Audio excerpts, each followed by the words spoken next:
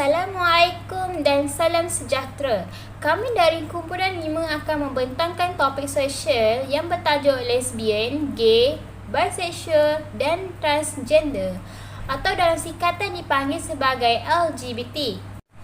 Isu LGBT merupakan isu yang tidak asing lagi dalam kalangan masyarakat Malaysia seiring dengan kegiatan maknya serta pondan, dan kini isu ini menjadi semakin membimbangkan dan perlu diberikan perhatian semua pihak, terutamanya badan bukan kerajaan, NGO serta masyarakat awam.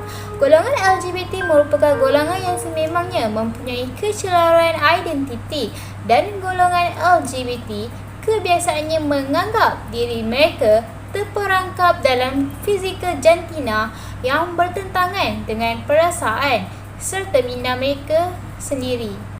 Pertama sekali, saya akan membicarakan tentang faktor-faktor berlakunya LGBT. Pertama, personaliti yang semula jadi, di mana personaliti diri misalnya perempuan yang berpersonaliti kasar dan lelaki yang berpersonaliti lembut merupakan faktor-faktor gejala ini terjadi.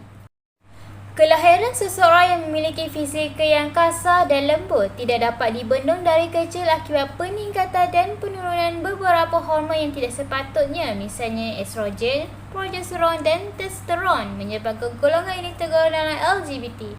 Bukan itu sahaja, individu yang kurang penghayatan dalam keagamaan dan pemupukan akidah yang tidak efisien dari kecil turut menjadi salah satu faktor terlibatnya seseorang itu dalam kancah LGBT, terutamanya bagi mereka yang beragama Islam. Hal ini kerana di dalam Islam, hubungan sesama jantina adalah dilarang sama sekali. Dalam Islam, persis riwayat Al-Bukhari yang menyatakan bahawa selain melaknat hubungan sesama jantina, Islam juga melarang keras lelaki yang menyerupai wanita dan sebaliknya, serta lelaki belagak perempuan dan perempuan belagak lelaki. Saban hari, isu berkaitan dengan masalah LGBT ini kian diperkatakan oleh rakyat di seluruh Malaysia. Oleh itu, setelah mengambil kira beberapa faktor dan kesan negatif terhadap isu LGBT ini, marilah kita beralih kepada langkah-langkah bagi menangani penularan penyakit LGBT ini daripada terus berleluasa. Yang pertama adalah dengan cara mengunjungi tempat seperti kempen, seminar, ceramah atau program. Hal ini kerana dengan menghadiri kempen sebegini, individu yang terlibat dengan kancah LGBT akan mendapat lebih banyak input dan ilmu baru tentang akibat serta kesan sekiranya terjerumus ke lembah LGBT. Secara keseluruhannya, dengan mengunjungi tempat seperti kempen, seminar, ceramah dan program hindari LGBT, ianya akan memberikan sedikit sebanyak sinar untuk menjauhi tabiat tersebut. Seterusnya, memperbanyakkan mendekatkan diri dengan agama serta memperbetulkan akidah. Hal ini kerana penyakit LGBT ini sudah terang lagi bersuluk, dilarang di sisi agama dan dikutuk sejak zaman Nabi Lut lagi, sehinggakan ianya diturunkan bala di kawasan masyarakat yang mengamalkannya. Secara kesimpulannya, langkah-langkah untuk menangani isu LGBT ini diharapkan dapat membantu bagi mengurangkan risiko penularan penyakit LGBT ini di kalangan rakyat di seluruh Malaysia. Kesan LGBT. LGBT sesungguhnya memberikan kesan yang negatif. LGBT turut memberikan kesan kepada individu di mana ia akan menjejaskan kesihatan fizikal dan mental seseorang. Kesihatan fizikal individu yang terlibat dengan gejala LGBT ini akan terjejas kerana lebih mudah untuk mengidap penyakit HIV dan AIDS.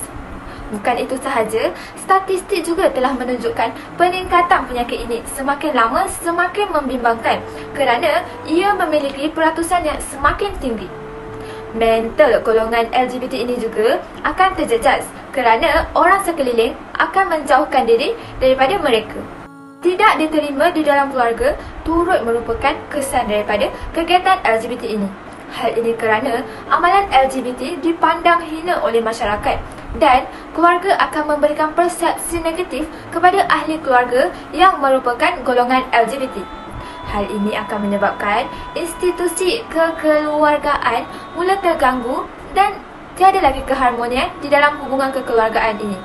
Hal ini kerana sentiasa berlaku perselisihan faham dan pergaduhan antara sesama ahli keluarga. Kehadiran gejala LGBT menimbulkan cabaran yang memerlukan tindakan pantas daripada pihak berkuasa. Mengatasi cabaran ini dengan bijak adalah penting dalam mengekang aktiviti LGBT secara berkesan.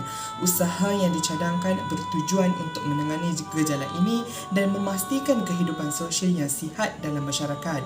Negara maju bukan sahaja merangkumi kemajuan infrastruktur tetapi juga sikap, tamadun dan keharmonian sosial rakyatnya. Oleh itu, semua pihak yang berkepentingan berkongsi tanggungjawab untuk memerangi penularan gejala LGBT ini. Daripada menyalahkan antara satu sama lain, adalah penting untuk kita bersatu, mengambil tindakan yang tegas. Kegagalan untuk menangani isu ini membolehkan membawa kepada kemusnahan masa depan seperti yang telah dinyatakan di awal video yang tentang kesan negatif tindakan tidak bermoral ini. Saja pembentangan daripada kumpulan kami.